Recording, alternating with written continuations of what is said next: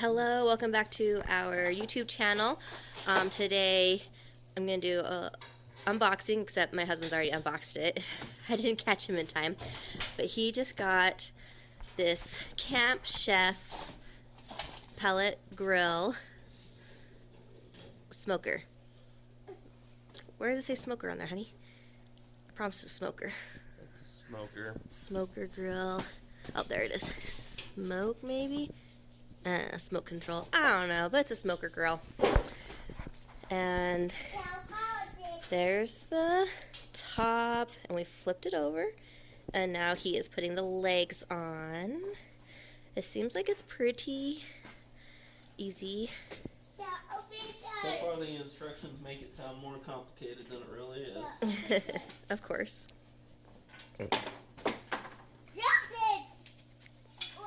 Toddler. That adds a level of difficulty too.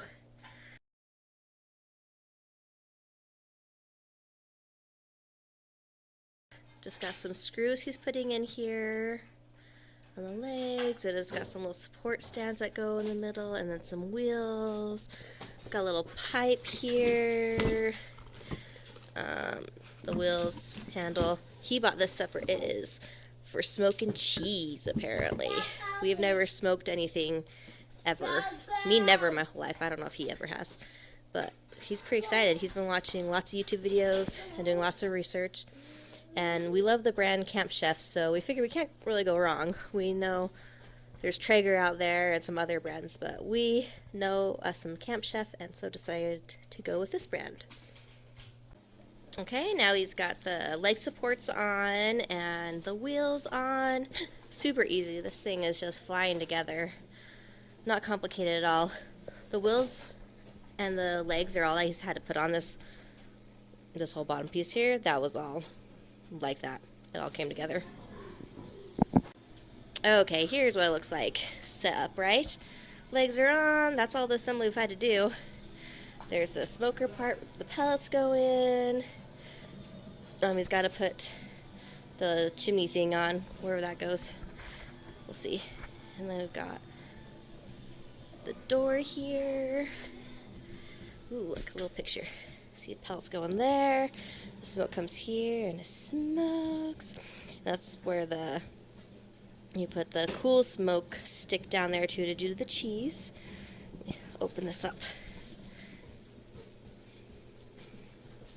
There it is. It looks like there's probably a rack somewhere.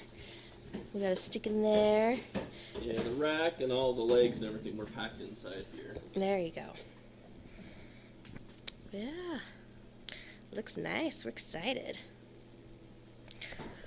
Has a temperature gauge here, so you can set it, and then it will feed pellets in to keep the temperature at whatever you want it. There's this chimney that he's going to put on. Where's the chimney go? It goes back here. There you go. There, that's where the chimney goes. It's looking like he has to unscrew these screws to put the chimney on.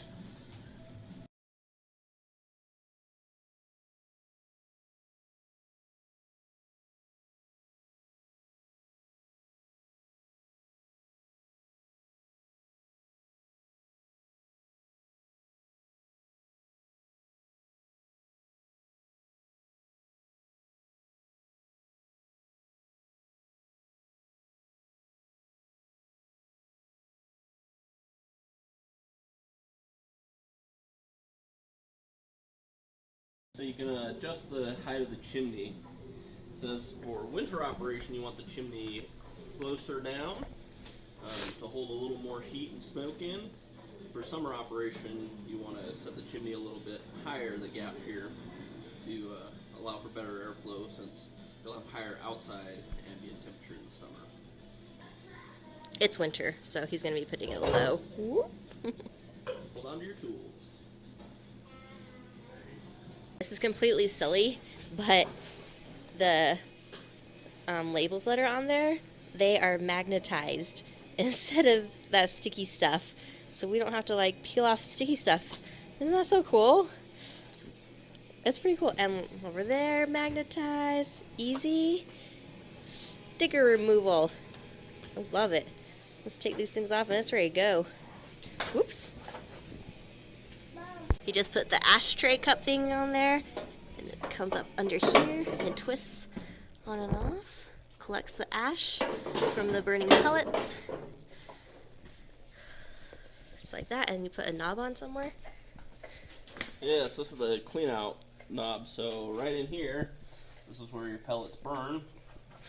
And then when you're done, or before you start the next time, better so that the ash is all cooled off, you can take this, you pull this knob, and that will then dump the ashes down into that cup below. Nice. Yep, so this piece is just kind of a cover, also going to help distribute the heat from the pellets. Remember, those are going to burn right below that. This plate we're putting in will help all the grease and drippings flow down, away, and out, ultimately to our drip pan. That's going to be over here. On this model, it's there's a little ledge over here where it's going to latch in. You want to make sure that it is resting on that so that it gives it just a little bit of a slope to run down. Otherwise, it's going to want to sit flat. Slide that in, and then over here again. See how this will sit flat if it's not in there. So we're just going to hook that on right there. And now that has a nice little slope to keep the drippings and everything running away, keep the bottom of our smoker much nicer, and not cause a big flame up if all that grease gets down there where the flame is. The stainless steel things also has like a little bit of an oil sheen or something to it, probably to protect the stainless steel or something. We'll wipe that off, or it'll just burn off when we light it up the first time. Yeah, one of the other things I've read too is that a lot of people will coat this with tin foil or aluminum foil so that it's easy to clean and replace that aluminum foil when it gets dirty, because it will get a lot of drippings and things on that. So after we kind of get it initially set up, we'll probably put some aluminum foil on there to keep it nice. There's a little grease bucket here for the drippings to drip down into, and it even comes with a little aluminum liner, and you can buy more of those, of course, at campchef.com. Okay, here he's put the grill rack in. Oh, it just sits in there. It looks like it's 2 pieces. Yep, 2 pieces of grill rack. Gonna put some apple pellets in here. We got these from Walmart. Yep, and one of the things with smokers, especially this one, it's called out several times in the manual, make sure you only use hardwood food grade pellets. I think some people think you can just use any pellet. You definitely don't want to use any of the home heating wood pellets or things like that. They have blues and things in them, but a good barbecue hardwood pellet. These are apple.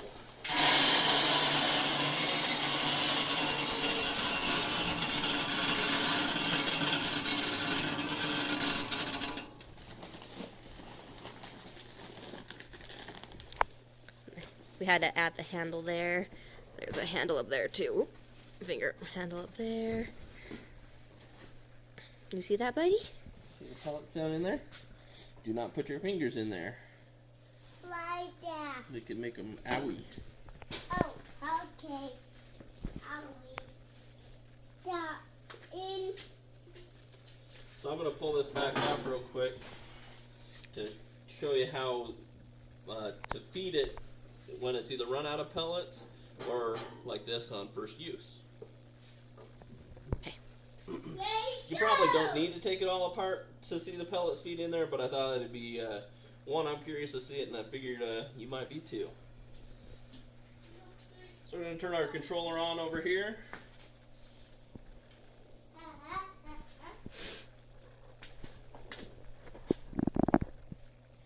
We're going to push this and scroll till where it says feed. Then we're going to push it, and it's going to feed for up to 7 minutes. What's happening in there is there's a little auger that goes from your pellet bin here to your burn chamber or your burn pot. That auger runs pretty slow. One, because you won't need a whole lot of pellet when it's normal operation. But right now it's going to be feeding some of those pellets through. So here in a minute or two, we'll see those pellets start to come out here. And then we can turn that feed off and kick this smoker into startup mode.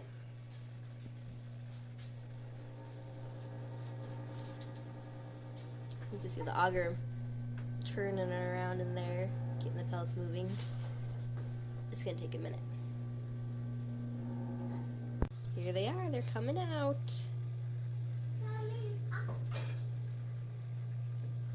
The auger just moving them out.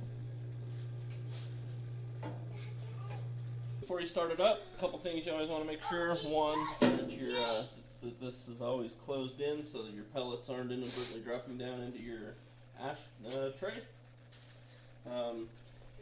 Then over here on your controller, again, normally your the drip tray and all that's going to be in here, but we're gonna leave it open just again for this first time. You're going to come over here to your controller. You're just going to say set temperature, and you can say low or high smoke. We're going to just do low for now. We pushed it in to start it. Yep. And if you happen to have a instance where like maybe your power went out while you're grilling, you can the bypass or the startup mode feed some pellets in to get it the burn chamber filled up.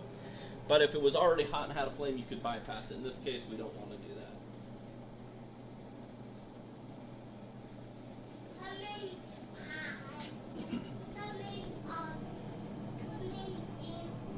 So you can see there's going to be quite a few pellets down in there. First it's going to feed some in, and then here in a moment it will ignite those pellets. It has a built-in igniter, everything down there, so just got to get enough, and then it'll light itself up and start creating heat and smoke. Another thing that the manual mentioned is that you want to have the lid to the smoker open when you're doing this startup process. I think that's just to give it enough airflow and enough oxygen down there to get everything lit and burning well. So, something to keep in mind.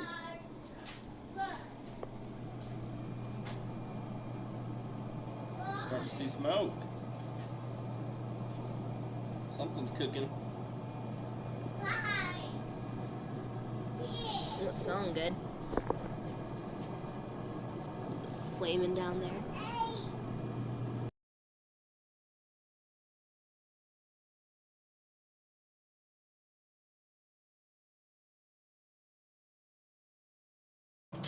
There you go, now it's flaming up. It's going.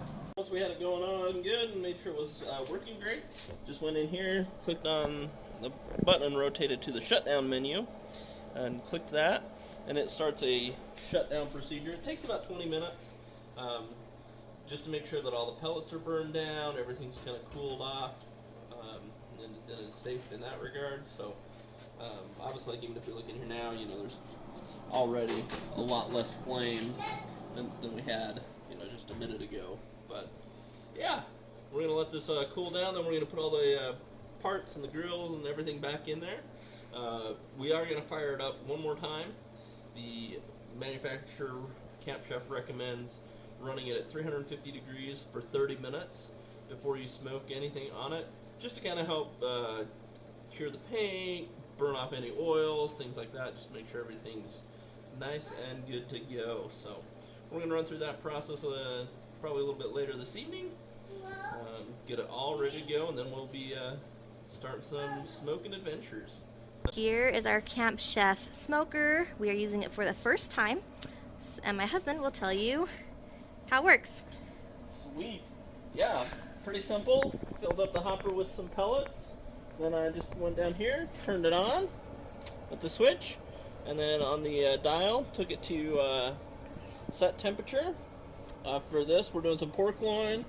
It's a little bit cold out here, so I set it for 275. A lot of the YouTube videos that I had watched talked about doing it at 250, but it is winter in Idaho, as you can see, and figured the extra temperature might help a little bit.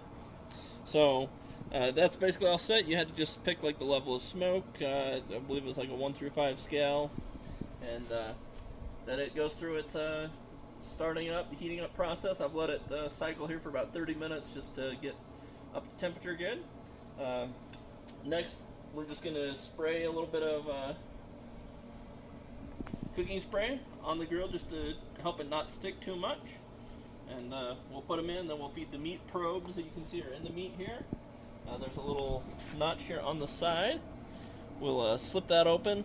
We'll feed these wires back out, and then back down here on your control panel, plug them in, and then we should start getting a temperature reading for each of the meat probes here.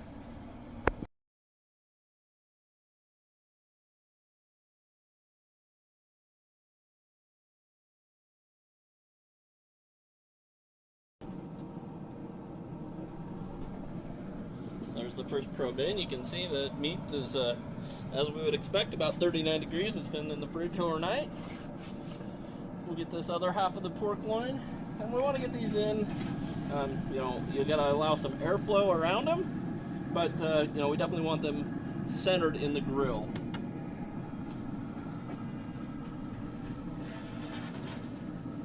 Get that second probe through. And you just want to make sure that the wires are not laying like either on the front or the back. That's where most of the heat actually comes up from. And they're not totally indestructible. They're very heat tolerant, but not that. Let's plug in the second one. Sure enough, that's great. We see the same temperature. Get these laying just like we want. I think that looks pretty good. We're gonna let this smoke. Based on what the research I've done, again, this is our first time. We're hoping for a couple hours. We want to get this pork up to 140 degrees. We're going to let them smoke for hopefully about 2 hours is what I'm hoping that they'll be done in. We're going to give it a shot and see what happens. It's been 2 hours and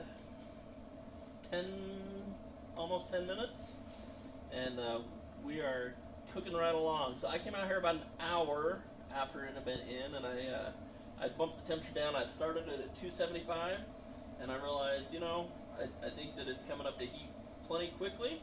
The the smoker was holding temperature awesome for considering that it's about 25 degrees outside or colder now. So I bumped it down. Wanted to keep it right at 250, and it's maintaining right there, which is awesome. As you can see here now, these temperature probes are reading really close to each other, as we would expect. The one part of the pork loin was a little bigger, so I think that totally makes the couple degree temperature difference there. So, but for pork, anything 145 degrees is considered done. Okay, so we gave it an extra 10 minutes. Again, we're new to this smoking thing, and we're definitely like our meat a little more dead, so we're learning. We're going to have to adapt to the smoker lifestyle, I think. But temperatures have come up a little bit. Both are reading 154, which is great. I'm sure a bunch of the experts out there would tell me that I've overcooked our pork loin at this point, but I'm sure it's going to be delicious. But let's test it one more time here, see where we're at.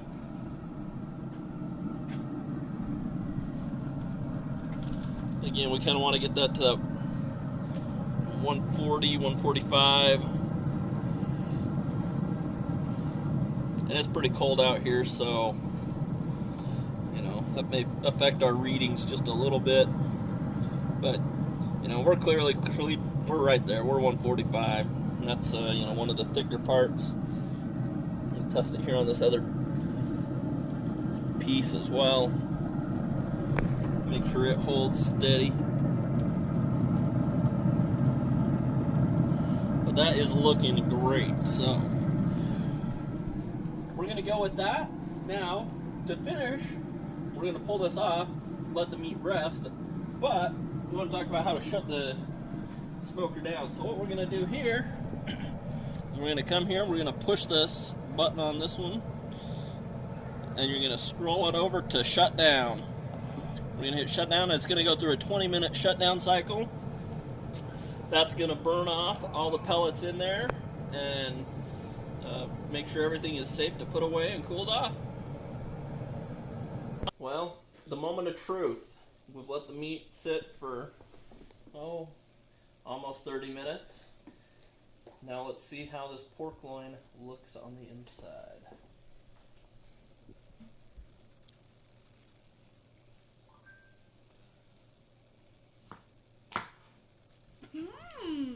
You can totally see the smoke ring. It's the darker part, but the inside is white.